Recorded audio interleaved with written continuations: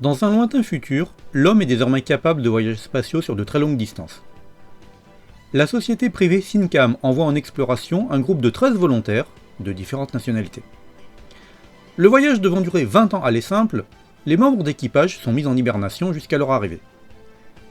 À leur réveil, le capitaine prend connaissance d'un message envoyé durant leur sommeil, et qui lui révèle que 2 passagers clandestins se sont introduits dans le vaisseau. À partir de là, les différents membres de l'équipage vont mourir un par un, dans d'étranges circonstances.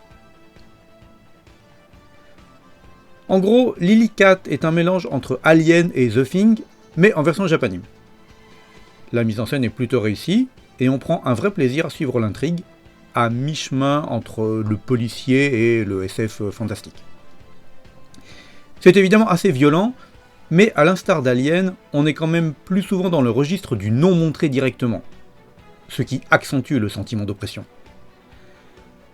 Yoshitaka Amano est certes responsable du monster design, d'ailleurs c'est la première fois que je voyais le terme dans un générique, mais il n'a pas dû beaucoup travailler cette fois-ci, vu à quel point on ne voit quasiment rien à ce niveau.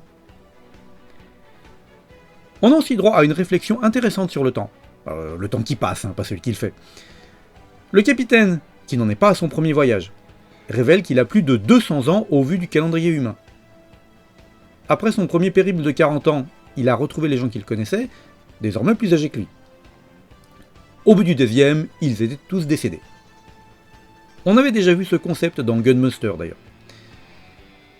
La société aussi avait évidemment bien changé, ce qui fait qu'il se sent déphasé. On sent qu'il a un peu de mal à suivre. Il n'y a que 2 défauts à Lily Cat, assez mineurs toutefois. D'abord, toute l'action se passe sur le vaisseau. Si les rares survivants à la fin de l'histoire parviennent effectivement sur la planète prévue, celle-ci ne sera même pas montrée. Autre point négatif, en VO, le comédien qui s'occupe du japonais, le héros, vous vous en doutez, c'est quoi ce doublage de merde ? Ou il le fait volontairement, mais alors pourquoi ? Ou bien c'est qu'il est vraiment mauvais, et dans ce cas, comment diable on a pu l'engager ? Connaissant le professionnalisme habituel des seiyuu, c'est assez incompréhensible. La réalisation quant à elle est correcte sans être exceptionnelle. A voir, bien qu'il s'agisse là encore d'un oublié de la Japanimation, jamais réédité en DVD.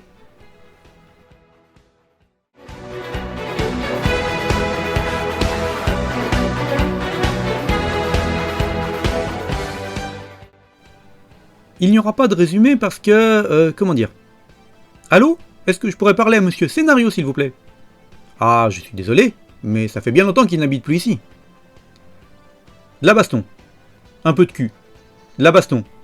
Du sang. Un peu de cul. De la baston. Ah, enfin bref, vous avez compris. Mario Senki fait partie de ces OVA 80s hyper bien réalisés, graphiquement superbes, avec presque que des combats hyper violents et un peu de sexe. Mais il y a même une scénette yaoi. Fallait oser. Mais contrairement à un truc comme Urotsuki Doji qui bénéficie d'une histoire relativement solide, là elle est plutôt aux abonnés absents.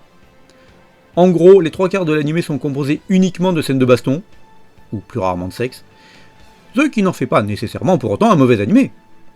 J'en suis le premier surpris, mais je suis plutôt bien rentré dans le truc.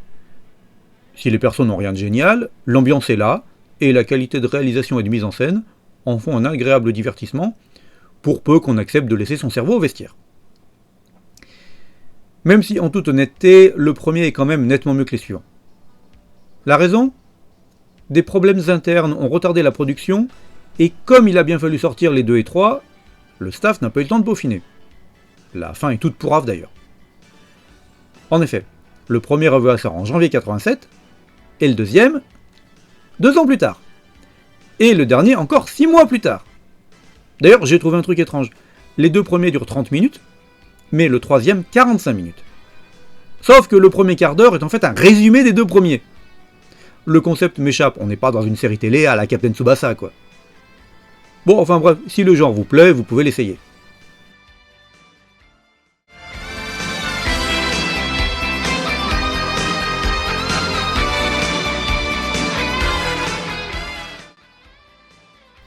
Au XXIIe siècle, nous suivons les aventures de la reporter Yoko et de son caméraman Beat, B-E-A-T, qui est en réalité un cyborg, plutôt obsédé, qui lui sert également de garde du corps. Ils vont enquêter sur une suite d'attentats menés par un mystérieux Mr. X. Je valide l'originalité du nom. Ils finiront par découvrir l'antre de ce dernier, caché dans un immense parc d'attractions, dont certaines pourraient se révéler mortelles pour le duo. Plutôt une agréable surprise. Œuvre de Monkey Punch, donc Lupin 3 quoi. Certains persos ont parfois un design qui nous rappellera vaguement celui du célébrissime voleur. On ne s'ennuie pas une seconde. L'action va à 100 à l'heure, les persos sont sympathiques, la réalisation est correcte. C'est juste dommage de devoir se contenter d'un seul et unique OVA, il y avait matière à faire une série télé de moultes épisodes. Ah, juste un truc, c'est parfois assez comique de voir des journalistes du 22e siècle utiliser quasiment les mêmes objets de travail que ceux des années 1980. Genre un gros téléphone à touche.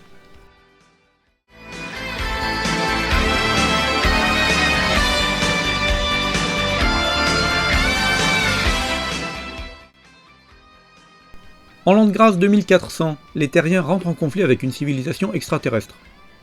De rarissimes survivants humains vont tenter de pénétrer dans le vaisseau mère pour le détruire. Oh la vache, qu'est-ce que je me suis fait chier, mais vraiment. Étrangement, je connaissais de nom Good Morning Altea depuis très longtemps, au moins 25 ans, mais sans vraiment savoir de quoi il s'agissait, hormis le fait que ce soit un OVA de science-fiction. Eh bah, j'aurais peut-être mieux fait de rester dans l'ignorance. Déjà, c'est pas très beau. Bon, les mechas ça va, rien à redire, mais les persos... Le plus fou, c'est qu'il s'agit de Kia Asamiya au character design. Mais on ne reconnaît pas du tout son style. Les personnages ont le charisme d'un flanc, et alors l'histoire... Ça partait pas trop mal, il y avait matière à faire quelque chose d'intéressant, mais c'est juste hyper mal exploité. A la base, il s'agit d'un court manga, peut-être développe-t-il davantage le scénario. Là, en tout cas, tout va tellement vite qu'on se rend bien compte qu'on saute aux 3/4 des trucs. Inutile de perdre votre temps avec ça. Goodbye, Alter.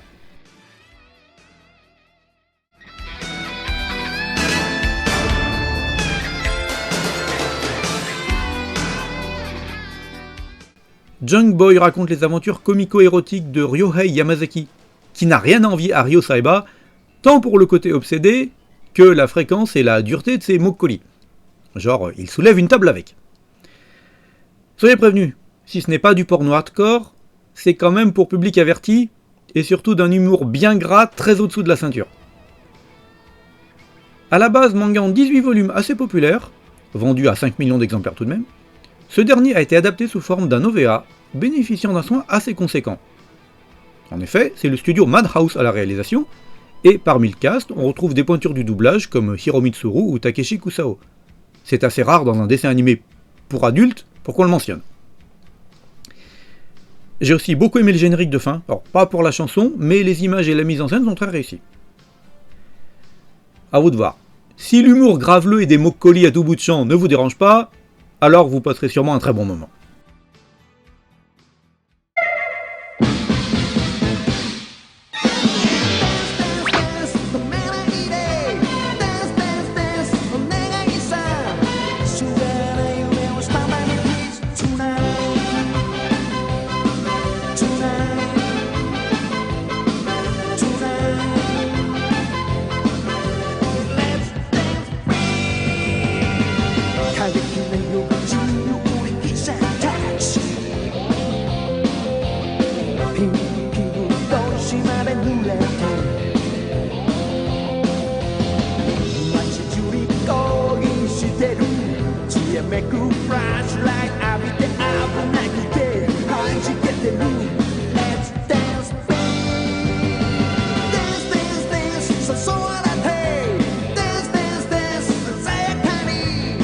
I'm gonna let them where I need. Look, you should have been long.